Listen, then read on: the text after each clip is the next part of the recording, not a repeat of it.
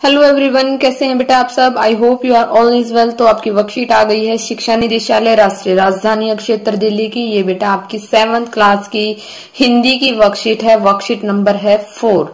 तो ये आपकी जो है हिंदी के दादी माँ जो है पाठ से ली गई है। यहाँ विद्यार्थी को अपना नाम लिखना है और यहाँ अपने कक्षा अध्यापक का नाम पढ़ते हैं। देखते हैं वर्कशीट में दिया क्या गया है। प्यारे बच्चों, इस बार जो पाठ हम पढ़ने जा रहे हैं उसका नाम है दादी माँ। तो हमारे पाठ का क्या नाम है बेटा? दादी माँ, जो है आपके सिलेबस से ही है, आपकी हिंदी बुक से। नाम से ही आप समझ गए होंगे कि लेखक अपनी दादी को याद करते हुए लिखते हैं, पर साथ ही वे अपने बचपन को भी याद करते हुए उससे जुड़ी हुई सारी बातें बताते हैं। तो इसमें इस पाठ में बेटा क्या है कि वो लेखक जो है अपनी दादी माँ की जो है दादी माँ को याद करते हुए भी लिखते हैं, अपनी दादी माँ की बातें भी लिखते हैं और साथ में जो है अपने बचपन की यादें भी जो है उनसे जो जुड़ी हुई है उन सारी बातों का वर्णन यहाँ पर करते हैं। आइए जाने लेखक क्या कहते हैं। इस आधार पर पूछे गए प्रश्नों के उत्तर लिखिए। यानी कि जो हम वर्कशीट में पढ़ेंगे बेटा, उसके आधार पर जो है हमें कुछ प्रश्नों के उत्तर भी देने हैं। तो चलिए पढ़ते हैं। अपने अपने मौसम की अपनी अपनी बातें होती हैं। तो बेटा मौसम जो होते हैं बहुत सारे आते हैं साल में, तो उनकी अपनी अपनी बातें होती हैं। आषाढ़ में आम और जामुन ना मिले, चिंता नहीं। यानी कि जो है आषाढ़ का महीना जो होता है, आप अपनी दादी से अपनी मम्मी से पूछेगा, उन लोगों को जरूर पता होगा इन सारे महीनों के बारे में। साढ़, श्रावण, हमारी भाषा में बोलते हैं साढ़, सावन, भादवा, आसोज, कातक, मंगसर, ऐसे बोलते हैं। लेकिन जो है हमारी हिंदी में हम जो लिखते हैं वो थोड़े से अलग होते हैं इनसे बोलने में। तो आषाढ़ में आम और जामुन न मिले, चिंता नहीं। अगहन यानी कि मंगशीर्ष होता है, मगशीर्ष यानी कि मंगसिर बोलते हैं उसको। तो अगहन में चिवड़ा और गुड़ ना मिले। चिवड़ा कुछ खाने का पदार्थ होता है बेटा, जो कि वहां पर महाराष्ट्र गुजरात साइड जो है खाते हैं। चिवड़ा को बोलते हैं बेटा चिड़वा। और गुड़ तो आप सभी लोगों ने देखा भी होगा, खाया भी होगा।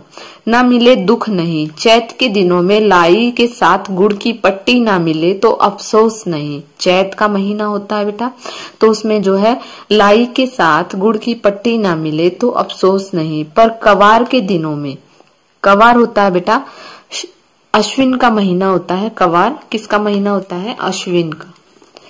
अश्विन।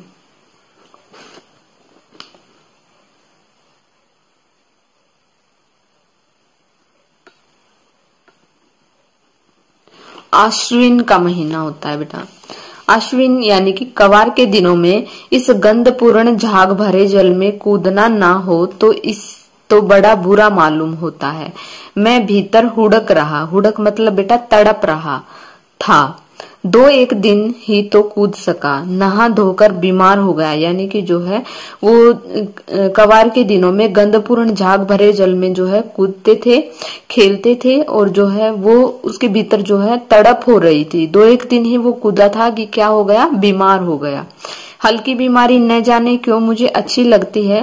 थोड़ा थोड़ा जवर हो, सर में साधारण दर्द और खाने के लिए दिन भर नींबू और पानी। लेकिन इस बार ऐसी चीज नहीं थी। जवर तो चढ़ा तो चढ़ता ही गया, रजाई पर रजाई, और उतरा रात 12 बजे के बाद। तो यहाँ पर लेखक क्या कह रहे हैं बेटा कि जो है उन्हें जो है आषाढ़ के महीने में, अगहन के महीने में, कवार के महीनों में जो है बहुत सारी चीजें खाते थे। वो जो है वो ना मिले तो ठीक है, लेकिन अगर कवार के दिनों में गंधपूर्ण झाग भरे जल में कूदना ना मिले उन्हें, तो क्या हो जाती थी? अंदर एक तड़प हो जाती थी। और इस बार क्या हुआ लेखक के साथ कि वो 1-2 दिन ही कूदा था कि उसे क्या हो गया? जो जवर यानी कि बुखार हो गया। और बुखार जो है वो साधारण बुखार में तो क्या होता था कि जो है मजा लेता रहता था। साधारण जो है सिर में दर्द होता था, खाने के लिए जो है दिन भर नींबू और साबूदाना मिलता रहता था, उसे जो है बड़ा मजा आता था। लेकिन इस बार क्या हुआ? जवार यानी कि जो है बुखार तो चढ़ा, लेकिन रजाई पर रजाई यानी कि जो है बहुत तेज बुखार चढ़ा और जो है रात 12 बजे के बाद उतरा। तो चलिए बेटा यहाँ पर जो है कुछ कठिन शब्दार्थ दिए गए हैं। जैसे चिवड़ा, चिवड़ा होता है चिड़वा यानी कि कोई खाने का पदार्थ होता है बेटा। हुड़क यानी कि तड़प, जवर बुखार, साबूदाना यानी कि जो है साबूदाने की हम लोग खीर वगैरह भी बनाते हैं, तो वो खाने की कोई चीज होती है। इसके बाद है बेटा कि लेखक ने कौन से हिंदी महीनों की बात की है। बड़ों से पूछकर सभी हिंदी महीनों के नाम लिखिए। तो आपको यहाँ पर बेटा लेखक ने जो है आषाढ़, अगहन यानी कि मार्गशीर्ष, चैत और कवार आदि हिंदी महीनों की बात की है। इसके अतिरिक्त बेटा कौन कौन से महीने होते हैं? इसके अतिरिक्त होते हैं बेटा पो होता है, माघ होता है, फाल्गुन होता है, वैशाख होता है, ज्येष्ठ होता है, श्रावण होता है, भाद्रपद होता है, आश्विन होता है यानी कि आसोज बोलते हैं हम अपनी भाषा में, कार्तिक होता है। ऐसे आदि महीने भी होते हैं जो कि हम अपनी दादी माँ से या अपनी जो है अम्मा से पूछकर यहाँ पर लिखेंगे, क्योंकि उनको इन महीनों के बारे में जरूर पता होगा। बाकी मैंने आपको यहाँ पर ये ज्यादातर लिखवा दिया है, अगर एक आध बेटा रह गया हो तो आप अपनी दादी वगैरह से बात करके भी यहाँ पर लिख सकते हैं। इसके बाद है बेटा गद्यांश में कौन कौन से खाद्य पदार्थों के बारे में बताया गया है। तो गद्यांश में बेटा कौन कौन से खाद्य पदार्थों के बारे में बताया गया है?